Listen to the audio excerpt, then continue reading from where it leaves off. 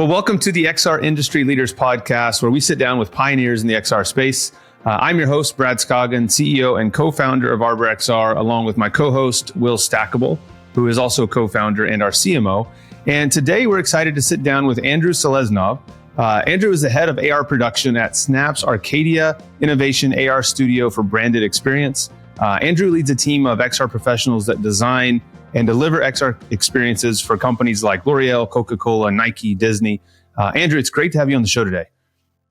Thank you so much. Thank you. I really appreciate the opportunity to sit and have a meaningful conversation with you. I'm super excited, and thanks so much. Yeah, absolutely. Well, you've been at Snap for 8 years. So why don't we start with you sharing a little bit about what you do in your current role and how you got into AR at Snap? Oh, that's a great question. So I remember it was 2016, and I was in between switching the different jobs. I was doing some random, not AR related work at all. So my first official job was I was a customer manager at one auto service, and I felt that I need to make some changes in my life, and I was trying to understand, what's the future of this world? Where are we going? What are we gonna do? And I was trying to figure out. I was talking to all my friends who were busy in tech already, and some software engineers. They were saying oh yeah, that's cool, but you have to learn a couple of years to get this job.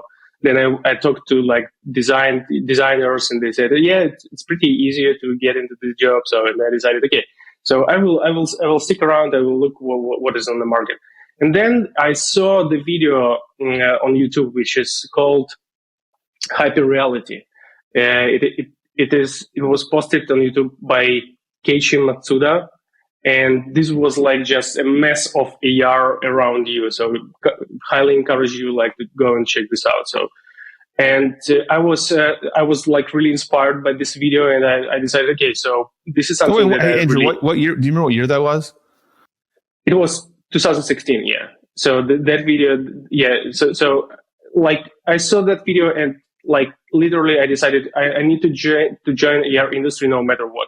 And I have no idea what the magic happened, but and I was living in Ukraine at that moment, and there was a startup which called Luxury, and they invented the face tracking technology, and Snap acquired this startup, and they were hiring aggressively. So at that moment, and I was lucky to be in the list, and I joined Snapchat as a lens production manager. And it was such a luck for me that the first company I joined, AR related company, was Snapchat. Yeah, I'm still around, really excited about what is going on, and even more excited about things that we'll see in the future. Yeah, that's cool. So I actually had a very similar experience in 2016 at Will's house. So I'm from Oklahoma. Will was living in Oklahoma. I had moved to California in 2016, summer of 2016, to start another business, and went back to Oklahoma to raise money for that business. And Will said, hey, you've got to come try out VR. And I went to his house, put on a headset, and it was zombie training simulator. So it wasn't probably even nearly as good as what you saw in the YouTube video, but I had the exact same reaction. I left Will's house, and I immediately called him and said, hey, whatever else, we have to stop what we're doing and do this. Forget everything else. We've got to get into VR. So it's cool. It's a powerful experience. I think that first time, I think a lot of people had something similar, and now here we are 8 years later still. And a lot of people still haven't had that first experience. Yeah, that's a good point. Which is right. Worth remembering. For us, it feels like forever ago, but that's a great point. And when you do have that experience, it's very impactful.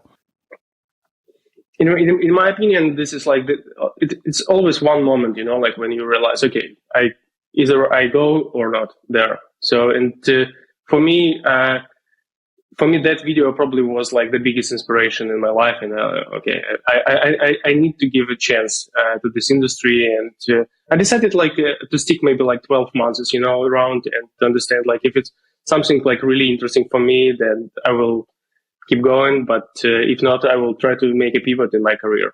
But I'm so happy that it was that exciting that it's supposed to be. Yeah, that's really cool. Well, since you've been working at Snap for a while, I know you've spearheaded some pretty big projects with brands, like we said in the opening with L'Oreal, Nike, et cetera. Can you tell us about a few of those and maybe the impact? Yeah, absolutely. So Arcadia is like 3 years old at this moment, and usually we try to focus like from 5 to 8 maybe partnerships through the year, which is opposite to the work that I was doing like first 6 year at Snapchat, because at that moment we were focused like on like sponsored lenses, which were pretty simple, and everyone was like everyone wanted them so bad. And at some point, the team was producing up to 150 lenses per month. And it was like so much work, like, and we were, at some point, we realized that, okay, so we know how to do like a simple stuff and like medium complexity stuff. Let's try to think about like really complex projects. And this is how Arcadia, I think, appeared in all our minds. And right now, yeah, we try to have like a really personalized approach, really personalized and custom workflow with every single partner, so we can deliver value to their business. It's not just like build something for fun and then we've got some PR and that's it. So we try to be focused first of all on the technology first versus content. And then we also try to find the way how we can add that value to their business. And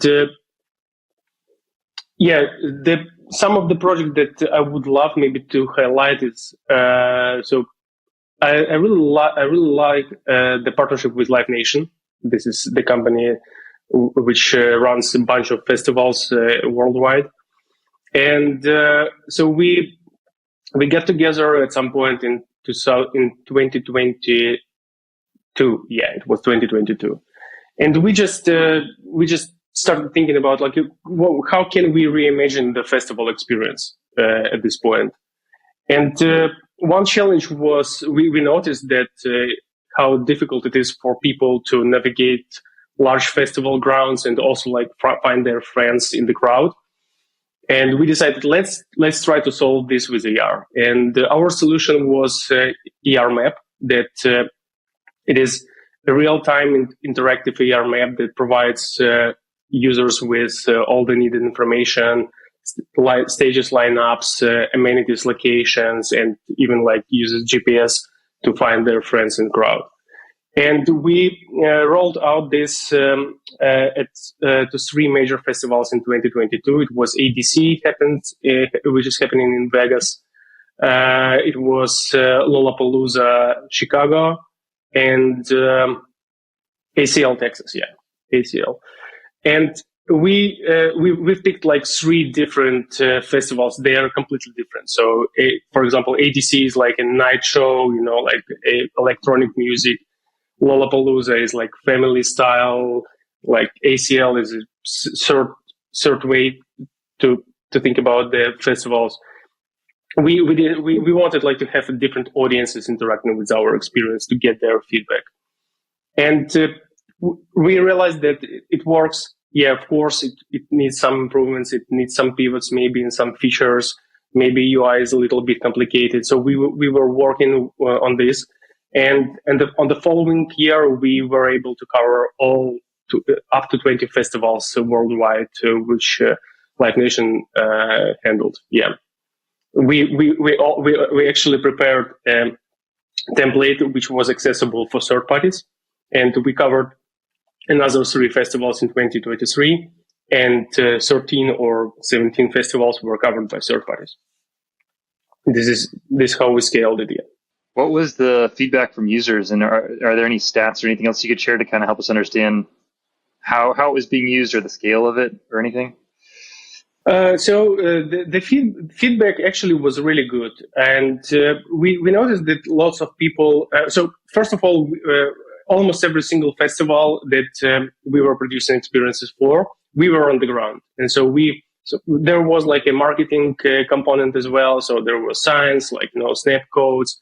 People were aware, And this experience was available like 1 week prior to the event. So like people can build their own schedule, like what performances they want to see. So it was a pretty cool feature in this experience. And yeah, we were trying to walk around to see how people use experience. Lots of people were still relying on PDF maps, and we were approaching them. Hey guys, like check out this application. And lots of people were pretty impressed with this. And again, there was some, of course, like connectivity issues, because like when a couple of 100,000 people getting together, it's usually the networks gets really busy. But anyway, there is room. Of course, there is room to improve, and we'll be moving forward. What any lessons learned now that you have that kind of behind you, if you were going to do it again, or even for companies that are looking to implement AR in a live environment? What are some of the things that you learned? The things that we learned: do not overcomplicate experience. So one step at a time. So at some point we were, let's do some creative expression component. Let's do this feature, that feature. Let's drop the totem for your friends. And it was a little bit overwhelming. And we realized, that we are sitting and brainstorming about this experience right now in the room, like where nothing's happening around. And we're trying, that it would be great to have this and that feature. But when people actually on the ground, they don't have time. They want like to see performances. They want to see their favorite assets, their celebrities. And they don't want to spend like 20 minutes in this application. So we realized, so the sessions should be like approximately 60-second max. And what can we do to deliver the most impactful things in this experience through these 60 seconds? So this is the things that we were figuring out, like from experience to experience, and doing it better and better. Talk a little bit about Coca-Cola. What does it mean, the first AR vending machine? Yeah, that's a cool one as well. So Coca-Cola approached us like to think about like how the vending machine could look like in future. And I mean, it's on the surface, so you can go to YouTube right now or just Google, and you'll see a bunch of like different vending machines with screen integrated and bunch of experiences there. But we were thinking about like, what the main feature can, what the main challenge we can solve with, in this case, with AR. And we realized that accessibility probably is one of the coolest things that we can use. So we decided to build experience, and specifically this year we were building these vending machines for Olympic Games, and 2 vending machines were set in Paris, one at Coca-Cola Food Festival. This is like a huge area with a bunch of food vendors. And another one was at Olympic Village itself. So, and because not only Olympic Games happened this year, but also Paralympic Games. So we had this challenge, how to make this accessible for every single athlete, not like only those who can tap and do whatever we want in front of this machine. And yeah, so that was our like North Star idea to make it work for everyone. And hopefully we did this. And if anybody's listening, I mean, you can go check it out on YouTube. It's pretty cool. But it wasn't just a small impact. And the stat I saw was something like 40 million plus media impressions. Now it's Coca-Cola, so that helps. But I'm curious, when you think about the scope of AR use cases right now, we could talk about kind of the overlay to help people navigate an event or a conference. We can talk about the marketing impact of something like what Coca-Cola did. What's your feel just on how far along we are? I mean, does it still feel at this point we're just testing and trying to figure out what works and what doesn't work? Or would you say that you've identified, the Snap team has identified some use cases that really feel like they are going to have a big impact in the near future? I feel both, actually. I feel that 100% we are trying to figure out, and I mean, like, we barely scratched the surface. Absolutely. So I don't even, that's why I feel that there is no competitiveness in this area right now, just because like so much work. So like go and do whatever you want. So like just, you can only imagine. And, but at the same time, so yeah, we try to invest a lot of our resources and time into like trying to understand, identify the right use cases, how we can approach them. And some of the things that I can mention, I feel like that this, we rolled out Jumbotron CR. So happens on the SoFi stadiums and all other stadiums around the world. This is, for me, it was like pretty interesting use case, like what is the next, what's the future of next KissCom? So AR can be this future for sure. And we see a great response from the people and from the businesses who owns like the stadiums and like these venues. And for me, this is one of the examples how AR can be useful, can bring fun, can bring a lot of joy to like some events that are happening. I have to ask then, you're not that you're representing Snap, but what was your personal take on Meta's new prototype, the Orion? I know they're not available for developers or anything, but maybe just, maybe riff on that a little bit. And then I'd also love to hear, I haven't had a chance to try out Snap's new spectacles, but I'm sure you have. Curious how you'd compare and what your take is. Yeah, great question. So my biggest takeaway from the Meta's conference and the Meta's presentation is that I'm so happy that this is happening in general.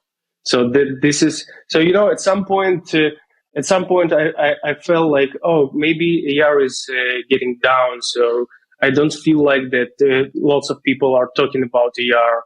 I feel like that businesses still don't move the AR budgets like into the like solid budgets. They still keep this as like experimental investments and experimental advertisement. And I went to AWE this year in Long Island, at Long Beach in LA, and with the goal like just to check the industry, are people still curious about AR? And I was like blown away how many people, teams, developers, and creators are still around and still try to build something new, still try to find out new use cases. And it was like a moment that when I was, okay, so it's not that bad, so all good, we are on the right track. And then like all this, like Snap released their next generation spectacles, Meta announced their own. So, and I was, okay, cool. So this is a new wave, and we keep going. I cannot compare the Meta prototype with spectacles at this moment, just because, like it's still prototype. We have like a product that we can ship. You can put your heads on it. You can try to build with this device already. Meta is still like, this is the future, bright, really ambitious future. And I'm so waiting like for them to release something. Could you just give us the very quick, like 30 seconds, what is the new Snap AR spectacles, if you haven't had a chance to check them out? Yeah, absolutely. So this is a completely standalone device that doesn't have any like cords or external batteries or external computing. This is all happening in the device that on your face. It has a bunch of interesting features, like really cool hand tracking, in my opinion, really great field of view. I wish it could be better, but still, this is something that we already can start using, and start building with. And the capabilities of this device is pretty promising. So again, this is we see like a dev kit right now. I look at these things as a perspective of the technology and the industry, not like the state of itself, like for today. I've got a two for you. I know you see opportunity in enterprise education. So one question is, have any of the projects that you've done so far kind of broached that space at all? And then two, how do you think about Spectacle versus, say, like Magic Leap or RealWear or Vuzix, who are definitely designed more for the enterprise space? It's hard for me to compare because I wouldn't say that I'm was really busy in education area, with this type of experiences. And again, so it seems like that I've been touching and working with with spectacles all 8 years, but no, it's still even inside the company, it's a huge top secret, people working on this, and usually we got full access pretty much at the same time when everyone got this access, and but definitely there is three directions for three major directions for us in terms of AR development is work, education, and entertainment. At Arcadia specifically, I think that we contribute more to entertainment goal than education or work.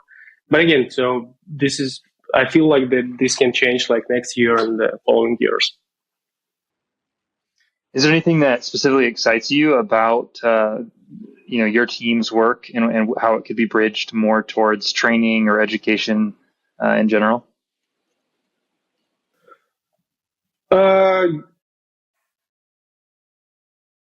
I feel like that when I hear education related to AR, I feel like that first of all, we need to educate people how to interact with AR first. And then, because I don't feel that we have enough forces right now to understand all the use cases and to realize what we need to do. So again, because this is not something people got used to.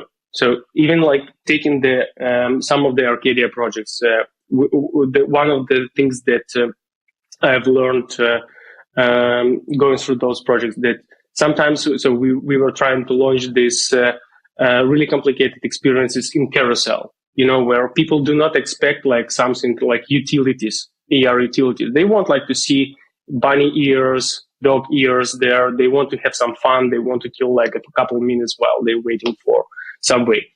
And it is right now is the moment when we need to explain the difference between AR experiences. And I feel that we've got enough types of experiences that we can break them down already into different buckets. And we don't do this at this moment. And we should try to do that. I mean the whole industry, not on the Snapchat or Arcadia itself. We should try to we should need to bring this to users, that there is fun experiences, there is utilities, there is educational stuff, there is stuff that can help you work. So we need to sit together. That's why I'm really happy that I have this opportunity to sit with you and talk about this, because I feel like no one talks about this loud enough.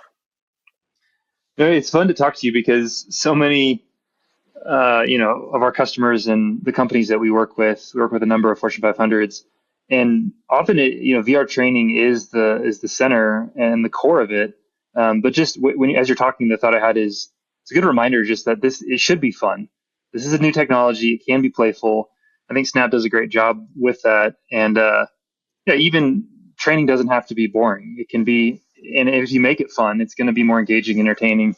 So I'm excited, to see what your team can do as we go forward.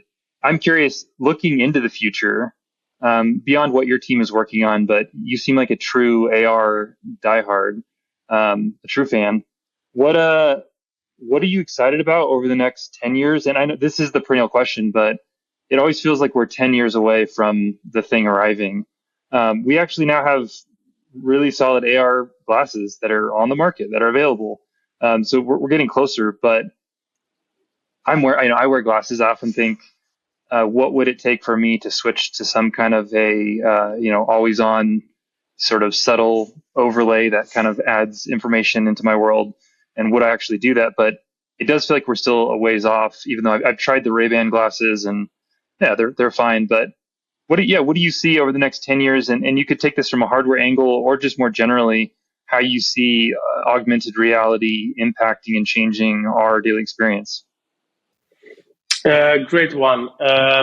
So what?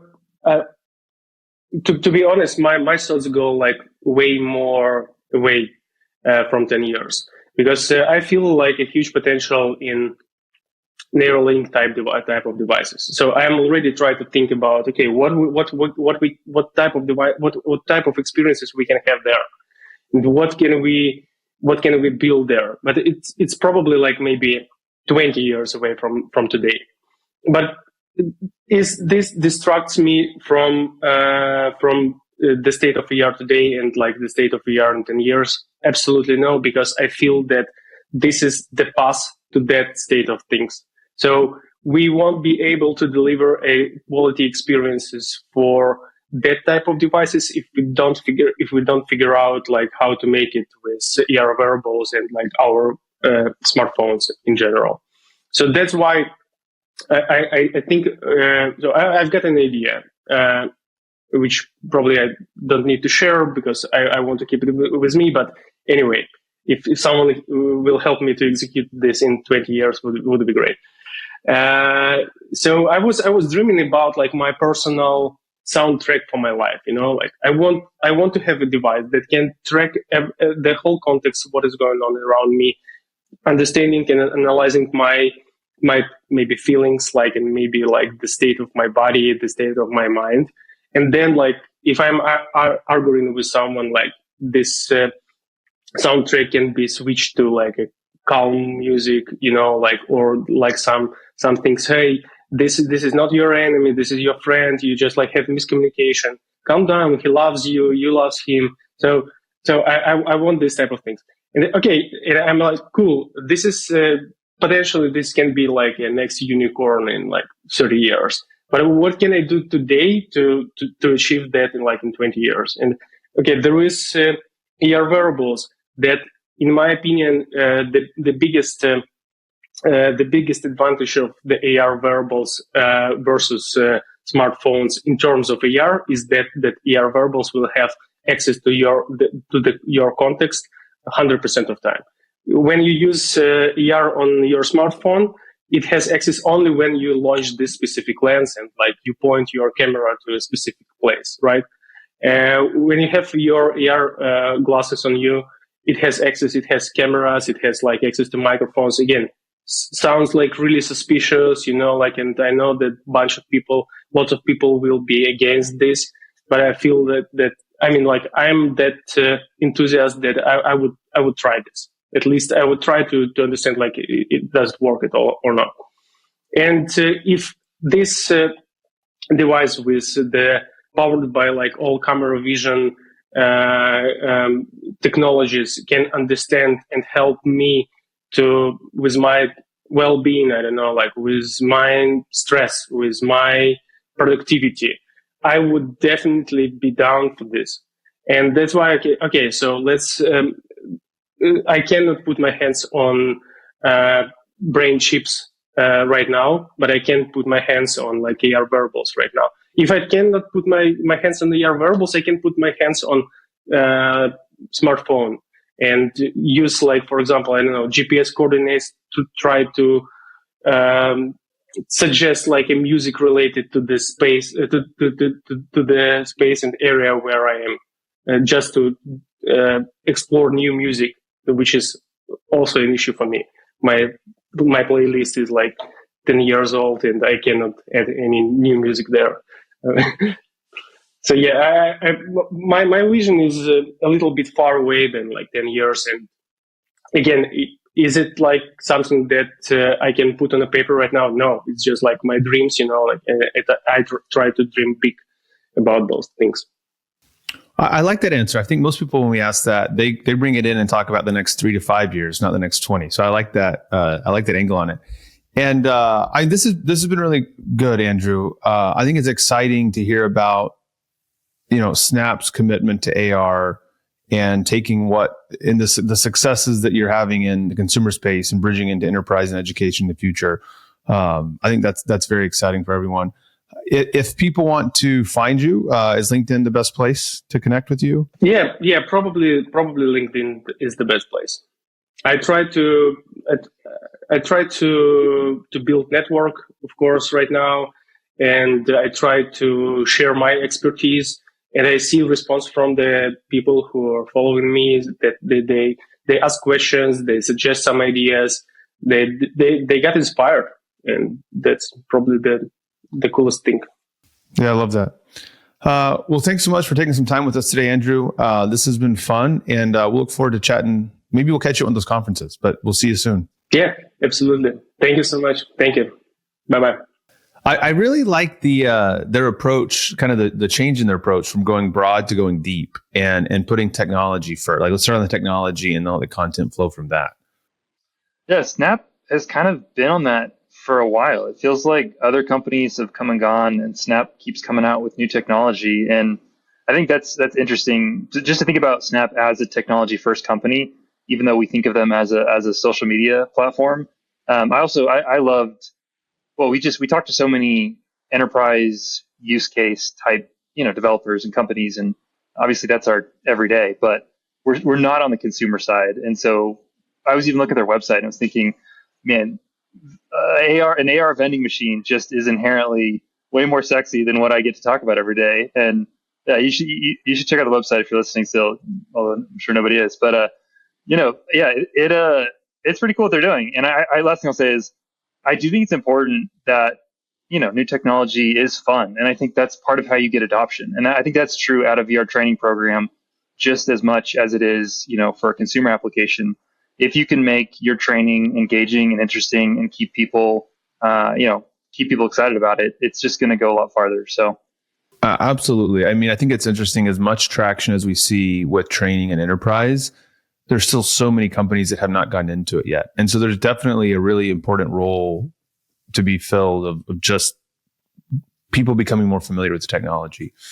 And it is cool to see, like you said, we call it competition, but there's enough work to do that having that competition feels super healthy. So, well, as always, we appreciate you spending a little bit of time with us, and make sure you subscribe wherever you listen to your podcasts, and we'll look forward to catching you next time. Thanks.